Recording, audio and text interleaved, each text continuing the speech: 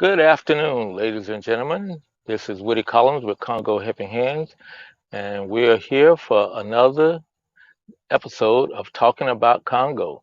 We have a couple interesting subjects that we want to give you an update on, and it's not anything new, but it is worthwhile that we update ourselves on what's going on in the Congo. So, thank you again for stopping by, and as always, Uh, we appreciate your attendance on these live streams, and also we'll really wish if you have any comments or questions to please reach out to me so that we can develop a program around your question that you want to have answered. So the two subjects today is the Ebola virus uh, update and also the coronavirus. Those two viruses are still active in the Congo and still claiming lives. Currently there's in the Ebola outbreak, it has not expanded beyond the 12 health zones that they have up in northwest Congo, up in the Equatorial province. It has not expanded beyond the 12. However, they've had more cases of it and of the outbreak, and they also had more deaths. They're up to about 50 deaths, and it's over 100, close to 120 cases now of the Ebola virus. So they're still, so maybe in some respects they're containing it, but overall they're still, uh, it's still alive and well, because the clock does not stop on a virus until after 42 days of no new infections. So as long as they're continuing to have infections throughout the week, you cannot start the clock. So it's still, uh, in the eyes of the epidemiologist, it's still being spread, and we have not started the containment process uh, on the in the virus. And as I said, the reason why that one, Ebola outbreak, is very significant versus the one in Eastern is that it's closer to Kinshasa, and they're afraid of it getting into Kinshasa. So they're going to keep monitoring it, and it's a hard to get to area that you have to take boats to. The only way you can get to some of the areas is by boat, motorcycles. So that is the problem that they have up there. So it's going to be a little bit slow containing the Ebola outbreak in Equatorial province. So let's move on to the second subject. And the second subject is uh, the COVID-19 pandemic is still moving. It's pretty much, I would say, at this point, kind of flatline in the Congo, so that they're not having a lot of cases.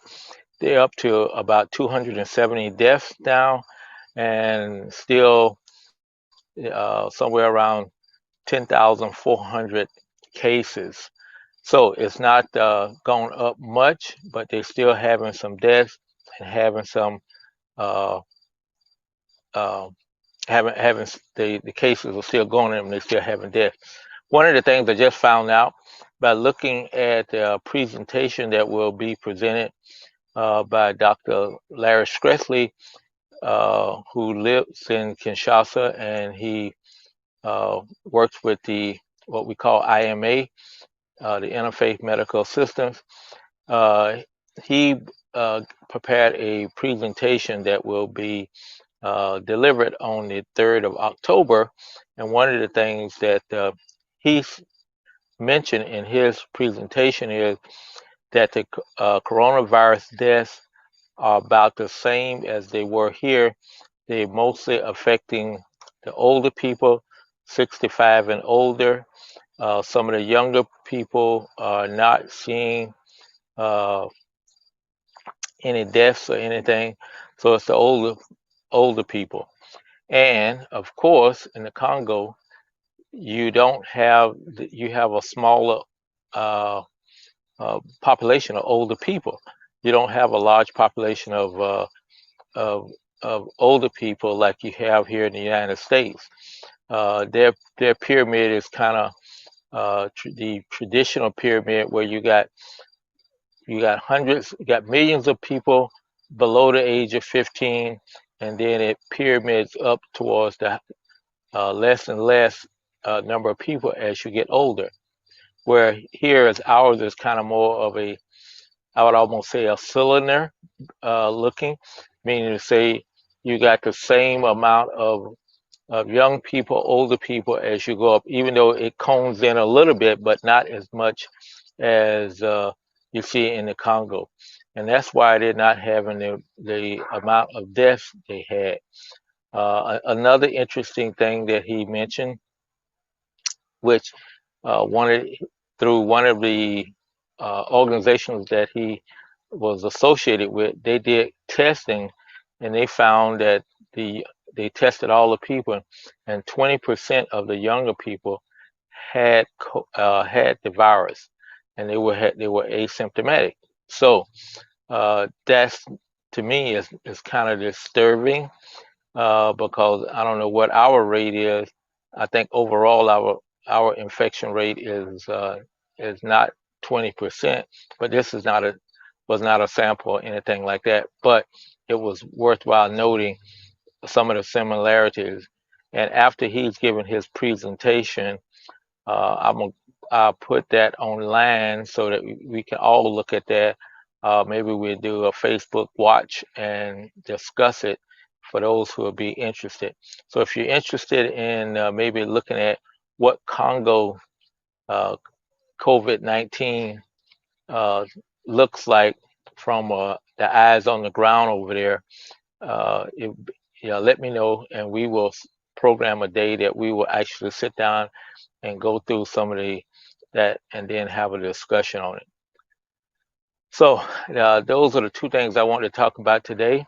Uh, as I talked about yesterday, the drones. I'm still thinking about the drones and really excited that Congo may leapfrog and improve their health system with the use of drones. That would be fantastic because they need it, even in a situation like now. You need to be able to get vaccines for the Ebola out to people, and there's great distances. So if you can't get there, you may run short, or whatever the case may be. So it's something that we really want to look at, and hopefully it takes off in the Congo. So I will end this broadcast. I'll be back tomorrow at 3 o'clock Eastern Time. Be safe. Until then, take care of your families and be blessed.